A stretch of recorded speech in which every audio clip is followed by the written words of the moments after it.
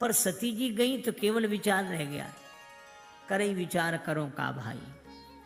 उन्होंने सोचा राम जी जिसे खोज रहे हैं उन्हीं का रूप बना ले। सीता जी का रूप बनाकर आगे आगे चलने लगी। श्री तुलसीदास जी ने कहा कि माता प्रणाम, आपने रूप तो बड़ा सुंदर बनाया, पर इतनी बड़ी भूल कर दी कि साधारण आदमी भी कहेगा कि आप सीता जी नहीं हैं। राम जी भी यही सोचते हैं कि आप सीता जी नहीं हैं। कहा क्यों? कहा सीता जी तो वे हैं जो राम जी के पीछे पीछे चली, आप कैसी सीता जी जो आगे हुई चली पंथ ते ही जही आवत सुर। भगवान ने प्रणाम किया और प्रणाम करके कहा कहो बहोरी कहाँ वृष केतु। अब तो सती जी सोच रही थी कि मैं भगवान शिव से कहूंगी कि जिन्हें आपने प्रणाम किया वो हमें प्रणाम करके गए, लेकिन जब भगवान शिव के बारे में पूछा तो सती जी जहाँ देखती हैं, जिधर देखती हैं उन्हें भगवान ही दिखाई देते हैं। जहाँ चित वहीं तहाँ प्रभु आसीना। और ऐसे ही नहीं, सीता सहित न वेश घनेरे, श्री सीता जी के संग आंख मूंद ली। जब कुछ नहीं दिखाई दिया नेत्र खोलने पर, तब शिव जी के पास आई और शिव जी ने देखते ही कहा कुशलता तो है? हंसी पूछी कुशलात। ये कुशलता के बारे में क्यों पूछ रहे हैं? भगवान की परीक्षा लेने जो जाए उसकी कुशलता में ही संदेह रहता है। मैं तो कुशलता से हूं। शिव जी बोले तो परीक्षा लेने की विधि कौन सी थी? लीन परीक्षा कवन विधि। सती जी ने कहा परीक्षा ली ही नहीं, हमने तो प्रणाम किया। कैसे? बोले जैसे आपने किया था वैसे ही।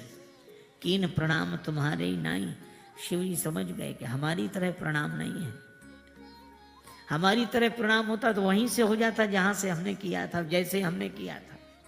ध्यानस्थ होकर देखा, सती जो कीन चरित्र सब जाना। भगवान शंकर ने कुछ नहीं कहा, जान लिया। हम लोग बिना जाने कहते कि हमें सब पता है, हम जानते हैं, हम जानते हैं, पता है, और पता कुछ नहीं है। पर शिव जी जानकर भी नहीं कहते। जैसे श्री हनुमान जी के लिए लंका के लोग कहते थे, पहले तो मारही चरण करही बहु हंसी, पाद प्रहार करें, अपशब्दों का प्रयोग करें, हंसी उड़ावें। और जब हनुमान जी ने लंका जलाई तो वही लोग कहने लगे हम तो पहले ही कह रहे थे बानर रूप धरे सुर कोई। हमने पहले, हम जो कहा यह कपि नहीं होई, बानर रूप धरे सुर कोई। हम पहले ही कह रहे थे बंदर नहीं है, यह तो वानर के रूप में कोई देवता है। हनुमान जी को हंसी लगी, कब कह रहे थे ये बिना ही कहे कह रहे हैं कि हम तो कह रहे थे, हमें पता था, हम जानते थे। पर शंकर जी जानकर भी नहीं कहते। क्यों नहीं कहते? वे सती जी को दोषी नहीं मानते। बहुरि राम मायहि सिरुनावा, प्रेरी सती यही झूठ कहावा। राम जी की माया है, लेकिन राम जी को लगा माया हास, तो उन्होंने सोचा हंसी थोड़ी और बढ़ानी चाहिए। शिव जी ने तो कुछ बताया नहीं, पर चलते हुए आकाशवाणी हुई, असपन तुम बिन करई को आना। आपके बिना ऐसी प्रतिज्ञा कौन कर सकता है? अब शिव जी ने प्रतिज्ञा क्या कर ली थी? शिव जी को जब कुछ नहीं सूझा तो सुमिरत राम हृदय अस आवा। राम जी का स्मरण करने में हृदय में यही आया, यही तन सती भेंट मोहि नाही, शिव संकल्प की न मन माही। क्योंकि सती कीन सीता कर वेखा, सेव और भयो विषाद विसेखा। और इसलिए उन्होंने माता की बुद्धि से सती जी को त्याग दिया। पर त्याग कहाँ किया? मन में। और अपना निश्चय किए शांतिपूर्वक थे, लेकिन तब तक घोषणा हो गई कि ऐसी प्रतिज्ञा आपके बिना कौन कर सकता है। शिव जी ने कहा कि धन्य हो प्रभु, हम जैसे तैसे परिवार में शांति बना के रहें, यह अच्छा विनोद है। अब सती जी ने पूछना शुरू किया, कौन सी प्रतिज्ञा की, सच सच बताओ। अब शिव जी ने कहा कि ऐसे सच पूछ रही हैं जैसे इन्होंने सच ही बोला हो। आपने अधिकांश देखा होगा कि जो स्वयं सच नहीं बोलते वे दूसरे से सच की आशा करते हैं। सत्य बताओ, सच बोलो, सच। ऐसे तो ईमानदार चोर भी होते हैं, चोरी करें बेईमानी से, बंटवारा ईमानदारी से। शिव जी ने कहा अद्भुत बात है, लेकिन शिव जी ने कहा कोई बात नहीं, अगर हम सत्य कहेंगे तो सती को दुख होगा, और नहीं कहेंगे तो झूठ बोलें क्या। तो इसलिए उन्होंने बड़ा अच्छा निर्णय किया। कई बार हम लोगों के साथ भी समस्या होती है कि सच बोलें और सच न बोलें तो मौन रहें, मौन कोई रहने नहीं दे रहा है तो झूठ बोलें। शिव जी ने बड़ा अच्छा मार। सती जी ने कहा कौन सी प्रतिज्ञा की है? शिव जी बोले सती एक कथा याद आ। मार्ग में अनेकों तरह के इतिहास का वर्णन किया, क्योंकि इतिहास सुनाना उद्देश्य नहीं है, सती जी के प्रश्नों से बचने का उद्देश्य है। सती जी ने कहा कोई बात नहीं, घर चलो, घर में तो हमारी ही चलेगी, पूछ कर रहूंगी। पर वहां भगवान शिव वट वृक्ष के नीचे पद्मासनासीन होकर आत्मस्वरूप का चिंतन करते हुए ध्यानस्थ हो गए। अब शिव जी की समाधि खुले तो सती कुछ पूछे। बीते संवत सहस्र 87, पर सती समझ गई कि भगवान शिव ने मेरा त्याग कर दिया। गई तो सन्मुख शंकर आसन दीना। उसी समय ये देवता जा रहे थे, महाराज प्रजापति दक्ष यज्ञ कर रहे थे।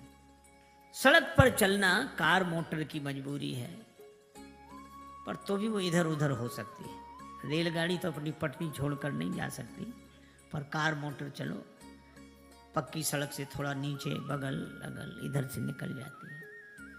पर हवाई जहाज को तो ज़्यादा सुविधा है, भले ही उनके हवाई मार्ग निश्चित हैं, लेकिन अगर थोड़ा चाहें तो घूम कर जा सकते हैं।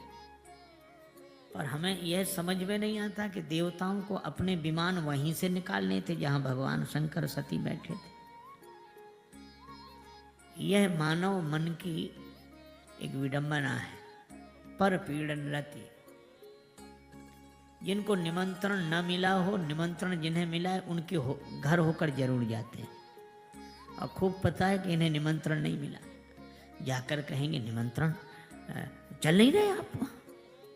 वो बेचारा सज्जनता से कहेगा कि हम नहीं जा रहे। क्यों? निमंत्रण नहीं मिला। अरे ऐसा तो नहीं होना चाहिए, हुआ है। अरे राम राम, बड़ा गलत किया उन्होंने, मुझे पहले पता होता तो मैं भी नहीं जाता। तुम कहो तो अब भी न जाए। अब ऐसा कौन कह देगा कि न जाओ?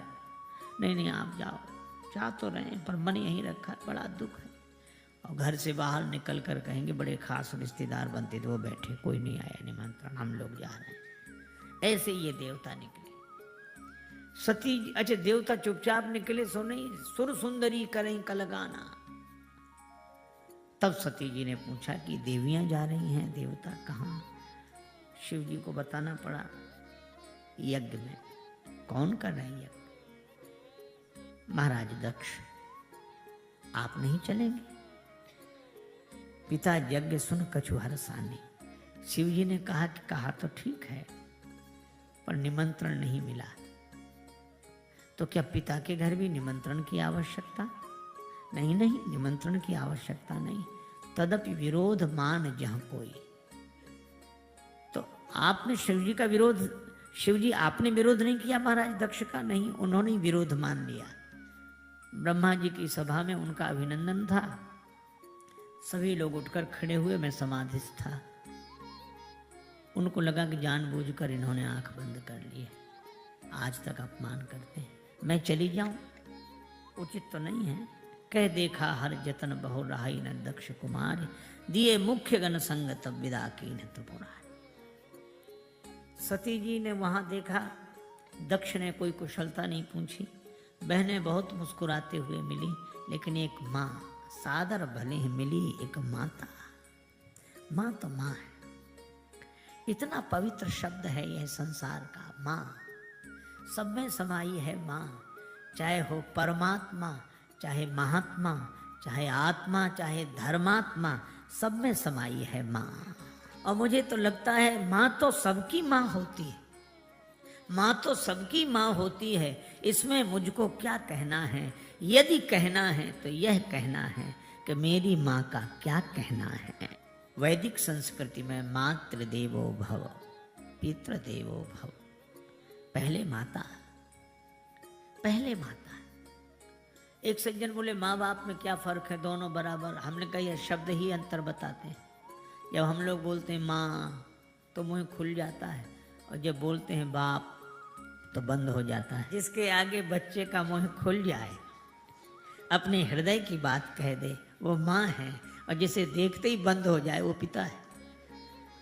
पिता को देखकर शांत होकर बैठ जाता, पर माँ से मन की बात कह देता।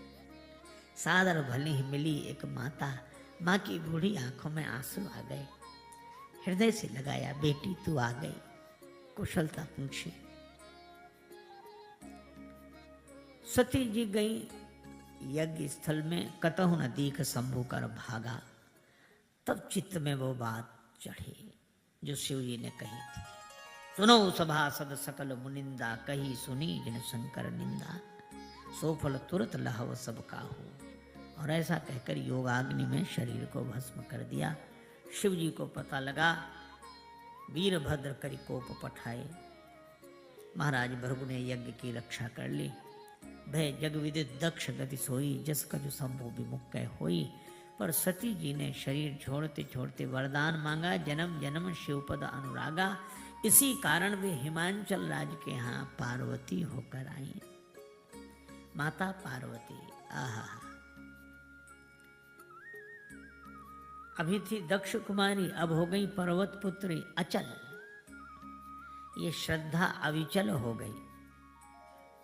और ऐसी अविचल श्रद्धा, वेद पुराण पर्वत है, पावन पर्वत वेद पुराण। वेद पुराणों से सम्मत श्रद्धा। और माता का नाम मैं ना, कितना सुंदर नाम है, मैं ना।